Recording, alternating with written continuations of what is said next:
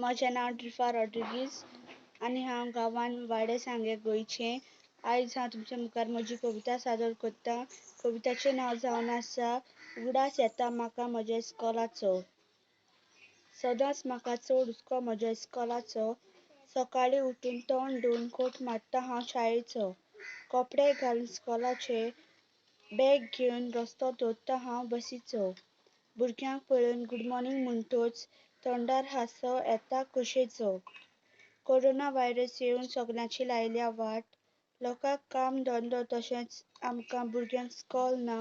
इस्कॉल सुरू जातलें म्हूण आमी पळयत आसात. इस्कॉल आमचें आजून सुरू जायना. आमी भुरगीं इस्कॉलाक आशेतात. इस्कॉल आमकां भुरग्यांक आशेता. हें सांगचें गरज ना केन्ना तो वेळ येतलो काय दोळ्यांत तेल घालून पळयतात कोरोना कशेंच वचना. भुरग्यां बगर इस्कॉल ना. शिकोवपी नासत शिक्षण केन्नाच फुडें वचचें ना.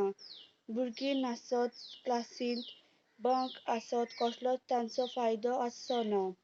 इस्कॉलाक भुरगीं गरजेचीं. भुरग्यांक इस्कॉल गरजेचें.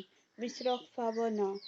ऑनलायन इस्कॉलाचे क्लासी अशें शिकप केल्यार दिसता हाका अर्थ आसचो ना.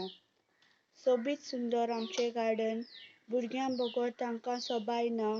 भुरगीं उमेदीन गार्डनाक उदक घालतालीं. आयज तें आमकां हुस्केता. वचोंक मेळना. खेळाचो ग्रावंड भुरगीं नासत थंयसर खेळटलो कोणूच ना. इस्कॉलाचे सरभोंवतणी झाडां तांचेर सुकणीं रडटात तांचो आवाज आयकूंक कोणूच ना. देव बरें करूं.